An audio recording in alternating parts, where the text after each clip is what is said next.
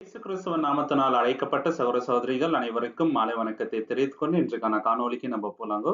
இன்றைக்கு நம்ம பார்க்க போகின்ற தலைப்பு என்னவென்றால், அப்போஸ்தலர் பவுல் எவ்வளவு வைராக்கியமாக இருந்தார். How zealous was Apostle Paul.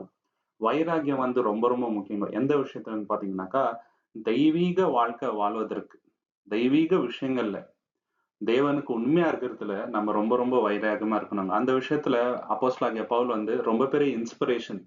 எந்த விதத்துல அவர் வைராக்கியமா இருந்தார் அப்படின்றத சுருக்கமா இந்த ஒரு காணொலியில பார்க்கலாம். இதுல முதலாவது விஷயம் நம்ம பார்க்கும்போது, இயேசு கிறிஸ்து அவரை அழைக்கிறதுக்கு முன்னாடி டமாஸ்கு போற வழியில இயேசு கிறிஸ்து அவர்கிட்ட பேசுறாரு இல்லைங்களா? அதுக்கு முன்னாடி நீங்க பாத்தீங்கன்னாக்கா கிறிஸ்தவர்களை ரொம்ப ரொம்ப துன்பப்படுத்துறாருங்க. இதை ஒரு லட்சியமாவே வச்சுங்கிறாருங்க. போற இடத்துல எல்லாம் கிறிஸ்தவர்களுக்கு ரொம்ப ரொம்ப கஷ்டத்தை கொடுக்குறாரு, ஜெயில போடுறாரு, அடிக்கிறாரு. அவ்வளவு கொடூரமான மனிதனா இருக்கிறாரு. காரணம் அவருக்கு இருந்த வைராக்கியங்க. அவர் என்ன நினைக்கிறாருனாக்கா, இது நல்ல காரியம், இது தேவனுக்கு அடுத்த விஷயம் அப்படின்னு நினைச்சிட்டு வைராக்கியமா இதை பண்றாருங்க. பிலிப்பியர் 3ஆம் அதிகாரம் 6வது வசனத்துல பார்க்கலாம். பிலிப்பியன் சாப்டர் 3:6ல, பக்தி வைராக்கியத்தின்படி சபையை துன்பப்படுத்தினவன், நியாய பிரமாணத்துக்குரிய நீதியின்படி குற்றம் சாட்டாதவன். பாத்தீங்களா, நியாய பிரமாணத்துல அவரை யாரும் குற்றம் சாட்ட முடியல. ஆனா பக்தி வைராக்கியத்துல எப்படி இருந்தாருனாக்கா, சபையை ரொம்ப ரொம்ப துன்பப்படுத்துறாருங்க. அந்த அளவுக்கு வைராக்கியம் இருந்துச்சு அவருக்கு. அதனாலதான் துன்பப்படுத்துறாருங்க அவரு. இன்னொரு வசனம் கூட பார்க்கலாங்க. அப்போஸ்தலர் 22ஆம் அதிகாரம் 4ல கூட நம்ம பார்க்கிறோம். நான் இந்த மார்க்கத்தாராகிய புருஷரையும் ஸ்திரீகளையும் கட்டி சிறைச்சாலையிலே ஒப்புவித்து மரணம் பரியந்தம் துன்பப்படுத்தினேன். மரணம் பரியந்தம் துன்பப்படுத்தி இவரோட மனசுல என்ன இருந்துச்சுன்னு பாத்தீங்கன்னாக்கா, இந்த ஜனங்கள் போதிக்கிறது வேதத்துக்கு விரோதமான விஷயங்கள், நியாய பிரமாணத்துக்கு விரோதமா இவங்க போதிக்கிறாங்க, தேவ தூஷணம் பண்றாங்க. அதனால இவங்களை விடக்கூடாது, ஒழிச்சு கட்டிடணும், இது நல்லது அப்படின்ற அந்த வைராக்கியத்துல பண்றாரு. ஒன்ஸ் இயேசு கிறிஸ்து தமாஸ்கு போற வழியில இவர்கிட்ட பேசும் பொழுது இவரோட மனம் மாறுதுங்க, கன்வெர்ட் ஆகுறாரு. ஆனா வைராக்கியம் மாறலங்க. இப்போ இந்த வைராக்கியம் எப்படி மாறுதுன்னு பாத்தீங்கன்னாக்கா, தேவனுடைய ஊழியம் செய்யறதுல மாறுதுங்க. கலாத்தியர் 1ஆம் அதிகாரம் 14வது வசனத்துல இவரோட வைராக்கியம் எந்த லெவல்ல இருந்துச்சுன்னு நம்ம பார்க்கலாம். கலேஷியன் சாப்டர் 1:14ல, என் ஜனத்தாரில் என் வயதுள்ள அநேகரை பார்க்கிலும் யூதர் மார்க்கத்திலே தேறினவனாய் என் பிதாக்களுடைய பாரம்பரிய நியாயங்களுக்காக மிகவும் பக்தி வைராக்கியம் உள்ளவனாய் இருந்தேன். பாத்தீங்களா, அவருக்கு ஈக்குவலா நிறைய பேர் இருக்கிறாங்க. ஆனா இவரோட வைராக்கியம் அவங்களோட எக்ஸ்ட்ரீமா இருக்குது. ஞானத்துல அவங்களோட அதிகமா இருக்கிறாருங்க. அந்த அளவுக்கு ரொம்ப ஃபயரா இருந்துக்கிறாரு. அப்போஸ்தலனாகிய பவுல் கிட்ட இதே பக்தி வைராக்கியம் நம்ம கிட்ட இருக்கணுங்க. பைபிள் படிக்கிறதுல, தேவனுக்கு அடுத்த விஷயங்களை செய்வதுல, ஊழியம் பண்றதுல, ஜெபம் பண்றதுல, மத்தவங்களுக்கு உதவி பண்றதுல ரொம்ப ரொம்ப வைராக்கியமா நம்ம இருக்கணும். ஒன்ஸ் அவர் கன்வெர்ட் ஆயிட்ட பிறகு எந்த அளவுக்கு வைராக்கியமா சில காரியங்களை பண்றாருன்னு ஒன்னொன்னா நம்ம பார்க்கலாம். அதுல முதலாவது, அன்ஸ்டாப்பபிள் பிரீச்சரா இருந்தாருங்க. யாருமே அவர் ஊழியம் பண்றதை தடுக்கவே முடியல. ஜெயில போடுறாங்க, அடிக்கிறாங்க, அவரை ரொம்ப ரொம்ப த்ரெட்டன் பண்றாங்க. ஒரு ஊர்ல செத்துட்டாருன்னு நினைச்சுன்னு விட்டுட்டு போயிடுறாருங்க. அந்த அளவுக்கு அடி இல்லைங்களா? ஆனாலும் தேவனுடைய கிருபையினால அவர் ஏஞ்சி திருப்பி போய் ஊழியம் பண்றாருங்க. பயந்துட்டு வீட்டுக்கு போல திருப்பி. அந்த அளவுக்கு வைராக்கியமா ஊழியம் பண்றாருங்க. நம்ம வைராகியம் இல்லைன்னாக்கா இந்த ஆவிக்குரிய ஓட்டத்தை வெற்றிகரமா ஓட முடியாதுங்க. ஏன்னா நிறைய பிரச்சனைகள், போராட்டங்கள், கவலைகள் வரும் நம்ம லைஃப்ல. நெகட்டிவான சில விஷயங்கள் நடக்குங்க. ஆனாலும் கடைசி வரைக்கும் உறுதியா வைராக்கியமா இருந்தாதான் இந்த ஆவிக்குரிய ஓட்டத்தை சிறப்பாக நம்ம ஓட முடியும். தேவனும் நம்ம கூட இருப்பார். அப்போஸ்தலனாகிய பவுல் அந்த மாதிரி இருந்தாருங்க. 1 கொரிந்தியர் 9ஆம் அதிகாரம் 16வது வசனம், 1 கொரிந்தியன்ஸ் சாப்டர் 9:16, சுவிசேஷத்தை நான் பிரசங்கித்து வந்தும் மேன்மை பாராட்ட எனக்கு இடம் இல்லை. அது என் மேல் விழுந்த கடமையாயிருக்கிறது. சுவிசேஷத்தை நான் பிரசங்கிக்காமல் இருந்தால் எனக்கு ஐயோ. பாத்தீங்களா, அது என்னோட கடமை, நான் பண்ணணும் இல்லைங்களா? அதை நான் பண்ணாம இருந்தா எனக்கு ஐயோ அப்படின்றாருங்க. அவரோட லைஃப்ல முக்கியமான பகுதி என்னவா இருந்துச்சுன்னு பாத்தீங்கன்னாக்கா, சுவிசேஷத்தை பிரசங்கம் பண்ணுவது. தேவன் அதற்காக தான் அழைத்தாருன்ட்டு புறஜாதிகள் மத்தியில ரொம்ப பக்தி வைராக்கியமா போற இடத்துல எல்லாம் இயேசு கிறிஸ்துவ பத்தி, சுவிசேஷத்தை பத்தி ரொம்ப ரொம்ப வைராக்கியமா பிரசங்கம் பண்றாருங்க. 1 கொரிந்தியர் 9ஆம் அதிகாரம் 22வது வசனம், 1 கொரிந்தியன் சாப்டர் 9:22ல கூட அவருடைய பக்தி வைராக்கியத்தை நம்ம பார்க்கலாம். பலவீனரை ஆதாயப்படுத்திக் கொள்ளும்படிக்கு பலவீனருக்கு பலவீனனை போல் ஆனேன். எப்படி ஆகிலும் சிலரை ரட்சிக்கும்படிக்கு நான் எல்லோருக்கும் எல்லாமும் ஆனேன். பாத்தீங்களா, ஒரு ஊருக்கு அந்த ஜனங்களை போல் ஆறாருங்க. ஏன்னாக்கா அது ஒரு வாய்ப்பை ஏற்படுத்தி கொடுக்கும் சுவிசேஷத்தை அவங்க கிட்ட போய் சொல்றதுக்கு. ஒரு ஊர்ல போகும்போது என்ன ஆகுதுனாக்கா, டிமோத்திய போயிட்டு விருத்த சேதனம் பண்ணிக்க சொல்றாரு. காரணம் என்னன்னு பாத்தீங்கன்னாக்கா, அங்க இருக்கிற ஜனங்களுக்கு இவங்க போய் சுவிசேஷம் சொல்லணும் இல்லையா? அதனால அவங்க மனச இது பண்ணணுன்றதுக்காக இந்த ஒரு காரியத்த பண்ண சொல்றாருங்க. இந்த மாரி நெறைய இடத்துல நெறைய விஷயங்கள வந்து அவர் பண்றாரு. சோ தட் இந்த சுவிசேஷம் நெறைய பேருக்கு ஸ்ப்ரெட் ஆகணும் அப்படின்றதுக்காக. இவர்ட்ட 2 கேரக்டர் இருந்துச்சுங்க. ஒண்ணு வந்து ரொம்ப ஹம்பிளா இருந்தாருங்க. அதே சமயத்துல யார்கிட்ட எப்படி பேசணும்? ஜனங்களோட அட்டென்ஷன வந்து எப்படி கிராப் பண்ணணும்? அதெல்லாம் நல்லா தெரிஞ்சுச்சுங்க. ஒரு இடத்துல ஃபீலிக்ஸ் கிட்ட பேசும்போது, "நீ வந்து என்ன கன்வெர்ட் பண்ணணும்னு நெனைக்கிறியா?" அப்படின்ட்டு அவர் கேட்கிறாருங்க. "உங்கள மட்டும் இல்ல, இங்க இருக்கிற எல்லாரையும் நான் வந்து கன்வெர்ட் பண்ணணும்னு தான் நெனைக்கிறேன்." அப்படின்ட்டு சொல்றாரு. அந்த அளவுக்கு வைராக்கியம் வந்து அப்போஸ்தலனாகிய பவுல் கிட்ட இருந்துச்சுங்க. அதனால தான் ரொம்ப பெரிய ஊழியக்காரா அவர் வந்து இன்னைக்கு வரைக்கும் இருக்கிறார். இல்லைங்களா? ஏசியா மைனர் நெறைய இடங்கள்ல போயிட்டு சுவிசேஷத்த வந்து சொல்றாருங்க. நெறைய பேர் கன்வெர்ட் ஆகுறதுக்கு தேவன் இவர வந்து பயன்படுத்தினார். தேவனுடைய கிருபையினால இவ்ளோ பெரிய விஷயங்கள வந்து செய்தார். காரணம் அவர்கிட்ட இருந்த வைராக்கியங்கோ. 3வது விஷயம் என்னன்னு பார்த்தீங்கன்னாக்கா, அவருக்கு வந்து ஏராளமான போராட்டங்கள். ரெட் கார்பெட் வச்சு அவர் வந்து வரவேற்கல ஒவ்வொரு ஊர்லயும். ஒரு ஒரு ஊர்லயும் அவருக்கு வந்து அநேக பிரச்சனைகள், போராட்டங்கள்ங்க. இல்லைங்களா? அடிக்கிறாங்க, கேவலப்படுத்துறாங்க, சாவடிக்கணும்னு நெனைக்கிறாங்க. இந்த மாரி ஏராளமான பிரச்சனைகள் போயிட்டே இருக்குது. ஆனாலும் இத எல்லாத்தையும் வந்து சகிக்கிறாருங்க. சந்தோஷமா ஏத்துக்கிறாரு இயேசு கிறிஸ்துவின் நாமத்துக்காக.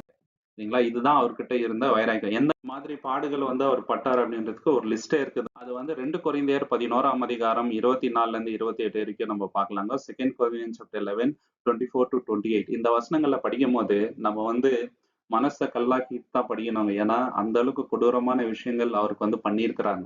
அவ்வளோ கஷ்டத்திலும் ஊழியத்த வந்து தொடர்ந்து நடத்தினார். ஏன்னா, அந்த அளவுக்கு வந்து அவருக்கு வைராக்கியம் இருந்துச்சுங்க. யூதர்களால் 1 40 அடியாக 5 தரம் அடிபட்டேன். 39 சாட்டி அடி என்னங்க, ஒரு தடவ இல்லங்க. 5 தடவ வந்து குடுக்குறாங்க. 3 தரம் மிலாறுகளால் அடிபட்டேன். 1 தரம் கல்லெறி உண்டேன். பாத்தீங்களா? கல்லுனால அடிக்கிறாங்க. 3 தரம் கப்பல் சேதத்தில் இருந்தேன். கடலிலே ஒரு ராப்பகல் முழுவதும் போக்கினேன். அநேக தரம் பிரயாணம் பண்ணினேன். ஆறுகளால் வந்த மோசங்களிலும், கள்ளர்களால் வந்த மோசங்களிலும், என் சுய ஜனங்களினால் வந்த மோசங்களிலும், அந்நிய ஜனங்களினால் வந்த மோசங்களிலும், பட்டணங்களில் உண்டான மோசங்களிலும், வனாந்தரத்தில் உண்டான மோசங்களிலும், சமுத்திரத்தில் உண்டான மோசங்களிலும், கள்ள சகோதரரிடத்தில் உண்டான மோசங்களிலும், பிரயாசத்திலும், வருத்தத்திலும், அநேக முறை கண் விழிப்புகளிலும், பசியிலும், தாகத்திலும், அநேக முறை உபவாசங்களிலும், குளிரிலும், நிர்வாணத்திலும் இருந்தேன். இவை முதலானவைகள் அல்லாமல் எல்லா சபைகளின் குறித்தும் உண்டாயிருக்கின்ற கவலை என்னை நாள்தோறும் நெருக்குகிறது. யப்பா! என்ன மாரி கஷ்டப்பட்டு இருக்கிறாருங்க. அமேசிங்கா இருக்குதுங்க. புல்லரிக்கிற மாரி ஆகுது. இவ்ளோ கஷ்டப்பட்டு இருக்கிறாரு இந்த மனுஷன். எதற்காகனாக்கா, தேவனுடைய சுவிசேஷத்த பிரசங்கம் பண்ணணும். தேவனுக்காக உண்மையா இருக்கணும். நெறைய பேர் வந்து இயேசு கிறிஸ்துவ ஏற்றுக்கொள்ளணும்.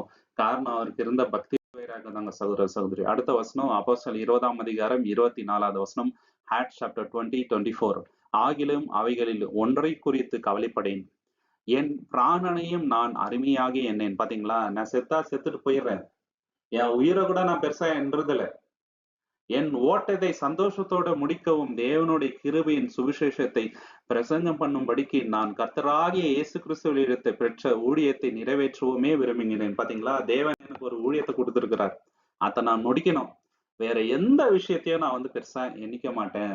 அதெல்லாம் ஒண்ணுமே இல்ல. அதெல்லாம் வெறும் குப்பை. நான் செத்தா கூட பரவாயில்ல. தேவனுடைய சுவிசேஷத்தை நான் வந்து நிறைவேற்றணும்.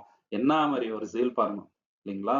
இந்த மாதிரி zeal நம்ம கிட்ட இருக்கணுங்க சகோதர, சகோதரி. 4வது விஷயம் நம்ம பார்க்கும்போது, அவர்கிட்ட இருந்த தைரியங்க. சாவ கூட வந்து பெருசா எடுத்துக்கலங்க இந்த மனுஷன். அந்த அளவுக்கு வந்து ரொம்ப உற்சாகமா ஊழியம் பண்றாருங்க. அந்த அளவுக்கு வைராக்கியம் இருந்தது தாங்க காரணம். ஏன்னா ரோமன் கவர்மெண்ட் சாதாரணமான கவர்மெண்ட்டே இல்லங்க. அவங்களுக்கு விரோதமா யாராவது எழும்புனா சாதாரண மரணமே அவங்களுக்கு கொடுக்க மாட்டாங்க. ரொம்ப டார்ச்சர் பண்ணி கொடூரமான ஒரு மரணம் தான் கொடுப்பாங்க. அத பாக்குறவங்களுக்கெல்லாம் பயம் வந்துடணும். யாருமே வந்து ரோமன் கவர்மெண்ட்டுக்கு விரோதமா எழுந்திடக்கூடாது அப்படின்ற அந்த பயம் வரணுன்றதுக்காகவே அதை பண்றாருங்க. ஆனாலும் இவர் பயப்படவே இல்லைங்க. அவருக்கு தைரியம் எங்கத்துல இருந்து வந்துச்சு? தேவன் கிட்ட இருந்து வந்துச்சுங்க. ஏன்னா தேவன் எப்படிப்பட்ட ஆவி கொடுத்திருக்கிறாரு? பயமுள்ள ஆவிங்களா? இல்லங்க. It's a spirit of power. இல்லைங்களா? அதுல வந்து வல்லமை உண்டுங்க சகோதர, சகோதரி. இது வந்து நம்ம 2 கொரிந்தியர் 4ஆம் அதிகாரம் 8, 9ல பார்க்கலாங்க. 2 கொரிந்தியன்ஸ் சாப்டர் 4, 8 and 9ல. நாங்கள் எப்பக்கத்திலும் நெருக்கப்பட்டும் ஒடுங்கி போவதில்லை. கலக்கம் அடைந்தும் மனம் உறைவு அடைவதில்லை. துன்பப்படப்பட்டும் கைவிடப்படுவதில்லை, கீழே தள்ளப்பட்டும் மடிந்து போவதில்லை. பாத்தீங்களா? எல்லா பக்கத்திலும் எங்களுக்கு வந்து கஷ்டம்தான்.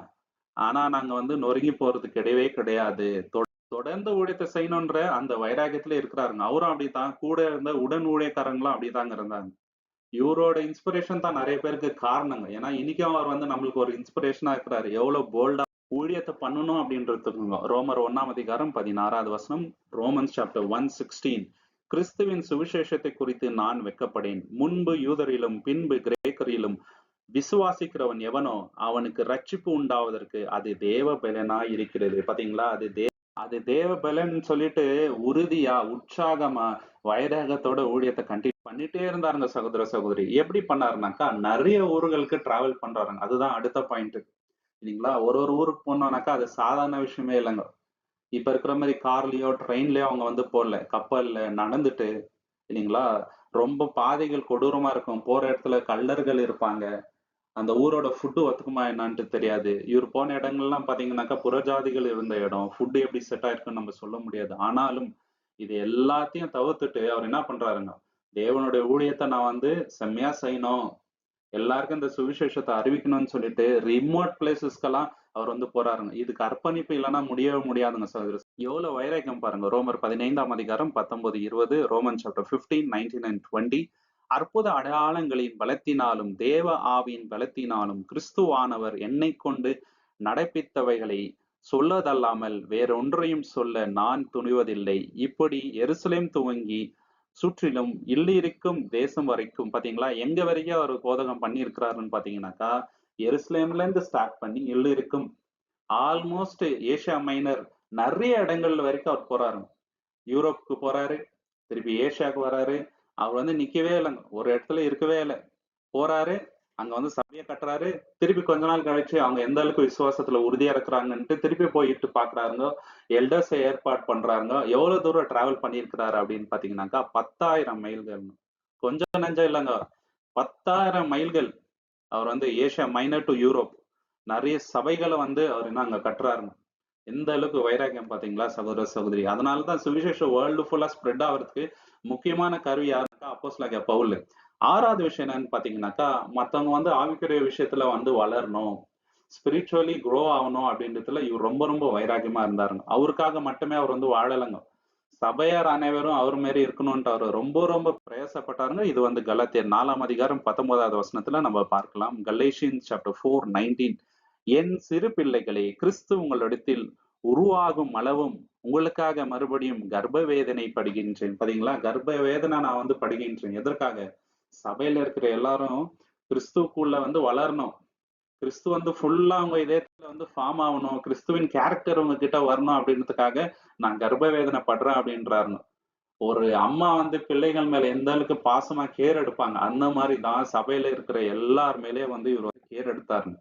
1 தெசலோனிக்கேயர் 2ஆம் அதிகாரம் 8வது வசனம். 1 Thessalonians chapter 2 verse 8. நாங்கள் உங்கள் மேல் வாஞ்சையா இருந்து தேவனுடைய சுவிசேஷத்தை உங்களுக்கு கொடுத்ததுமல்லாமல் நீங்கள் எங்களுக்கு பிரியமானவர்கள் என்னபடியினாலே எங்கள் ஜீவனையும் உங்களுக்கு கொடுக்க மனதாய் இருந்தோம். பாத்தீங்களா? வெறும் சுவிசேஷத்தை சொல்றது மட்டும் இல்ல, உயிரை கொடுக்க கூட ரெடியா இருந்தாங்க. காரணம் அவங்க வந்து கிறிஸ்துவுக்குள்ள வளரணும், தேவனுக்கு ஒரு நற்சாட்சியா அவங்க இருக்கணும்ன்ற ஒரே காரணம் தாங்க. எந்த அளவுக்கு வைராகம் பாருங்க. செல்ஃப்லெஸ் லைஃப்ங்க, சுயநலமே இல்லாமல் அவர் வந்து வாழ்ந்திருக்கிறாருங்க சகோதர சகோதரி. அதனாலதான் கடைசியில என்ன சொல்றாருங்க, நல்ல போராட்டத்தை போராடினேன் அப்படின்ட்டு. அதுதான் வந்து 7வது விஷயம் அவர்கிட்ட இருந்த வைராகியம். தொடக்கத்துல இருந்த அந்த வைராகியம் கடைசி வரைக்கும் வந்து அப்படியே இருந்துச்சுங்க. அது குறையவே இல்லை, அதிகரிச்சதே தவிர குறையவே இல்லை. சோ நம்மளுடைய வைராக்கியம் கூட நீங்க பாத்தீங்கன்னாக்கா, பக்தி வைராக்கியம் கடைசி வரைக்கும் அப்படியே இருக்கணும். அது இன்க்ரீஸ் தான் ஆகணுமே தவிர டிக்ரீஸ் ஆகக்கூடாது. 2 தீமோத்தேயு 4ஆம் அதிகாரம் 7வது வசனம். 2 தீமோத்தேயு சாப்டர் 4:7. நல்ல போராட்டத்தை போராடினேன், ஓட்டத்தை முடித்தேன், விசுவாசத்தை காத்துக்கொண்டேன். நம்மளும் வந்து விசுவாசத்தை காத்துக்கொண்டு கடைசி வரைக்கும் தேவனுக்கு வைராகியமா எல்லா காரியங்களும் செய்து உண்மையா இருக்கும்படி தேவன் தாமே நம்மளை ஆசீர்வதிப்பாராக. உங்களுக்கு இந்த காணொலி பிடிச்சிருந்தா லைக் பண்ணுங்க, ஷேர் பண்ணுங்க, சப்ஸ்கிரைப் பண்ணுங்க. தேவனுடைய சித்தம் வந்தால் கூடிய சீக்கிரம் இன்னொரு காணொலியில நம்ம எல்லோருமே சந்திக்கலாம். தேவனுடைய நாமத்துக்கு என்றென்றைக்குமே மகிமை உண்டாவதாக. நீங்கள் கொடுக்கின்ற எல்லா ஆதரவுக்கும் நன்றிகள். Thank you so much. ஆமென்.